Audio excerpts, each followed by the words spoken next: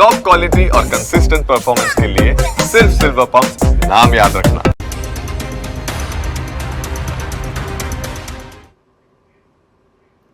નમસ્કાર, સમાચારો સાથે હું છું જયેશ। સમાચાર સૌપ્રથમ સુરતથી કે જ્યાં શિવ શક્તિ ટેક્સટાઇલ માર્કેટમાં આગે વિનાશ વેરી દીધો છે। જ્યાં ટેક્સટાઇલ માર્કેટની તબાહીનો એક વિડીયો આવી રહ્યો છે સામે।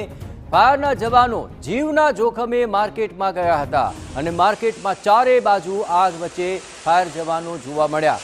અહીં તબાહીનો ચિતાર આપતા ભયંકર દ્રશ્યો આપ જોઈ રહ્યા છો જે માર્કેટની અંદરના છે। અહીંના સલાબતપુરા પોલીસ સ્ટેશનના પીઆઈ ફાયર જવાનોને મદદરૂપ થવા માટે અંદર પહોંચ્યા હતા।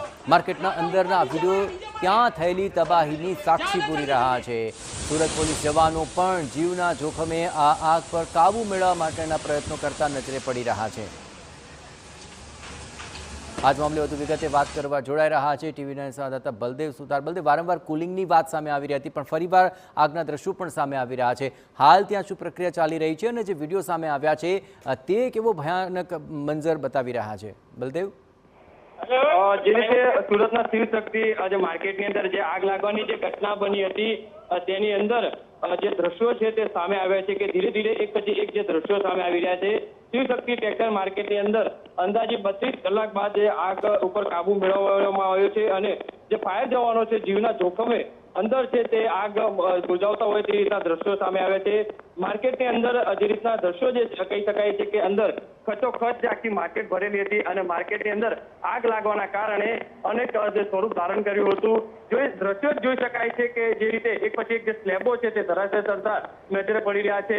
ફાયર જવાનો સતત 10 કલાકથી આવી જળ હળતી આગની અંદર જે ફાયર જવાનો છે આગ ઉપર કાબુ મેળવવા માટે પ્રયાસ કરી રહ્યા હતા અને સાથે સાથે જે સલાબતપુરા પોલીસ સ્ટેશનના પોલીસ જવાનો પણ ફાયર વિભાગને જે મદદરૂપ કરતા નજરે પડ્યા હતા। દ્રશ્યોની અંદર જોઈ શકાય છે કે સલાબતપુરા પોલીસ સ્ટેશનના જે પીઆઈ અને પોલીસ જવાનો છે તે ફાયર વિભાગના જે જવાનોને મદદરૂપ થાય તે માટે જીવના જોખમે પોલીસ જવાનો પણ જે રીતે આ જે બિલ્ડિંગની અંદર ગયા હતા અને મદદરૂપ થતા નજરે પડ્યા છે। એટલે કહી શકાય છે કે સુરત પોલીસ અને ફાયર વિભાગ દ્વારા સતત છેલ્લા 20 કલાકથી મહેનત બાદ આખરે આગ ઉપર કાબુ મેળવાઈ લીધો છે અને અંદરના જે ભયાનક દ્રશ્યો છે તે સામે આવ્યા છે। એટલે મહત્વની વસ્તુ એ છે કે સુરત જે પોલીસ જે કમિશનર પહોંચ્યા હતા, કલેક્ટર પહોંચ્યા હતા અને મ્યુનિસિપલ કમિશનર અહીંયા પહોંચ્યા હતા અને સાથે સાથે જે ગાંધીનગરની પણ જે ફાયરની જે ટીમ છે તે અહીંયા પહોંચી છે અને હવે અત્યારે સ્ટેબિલિટી જે રિપોર્ટ છે તે તપાસ કરવામાં આવશે।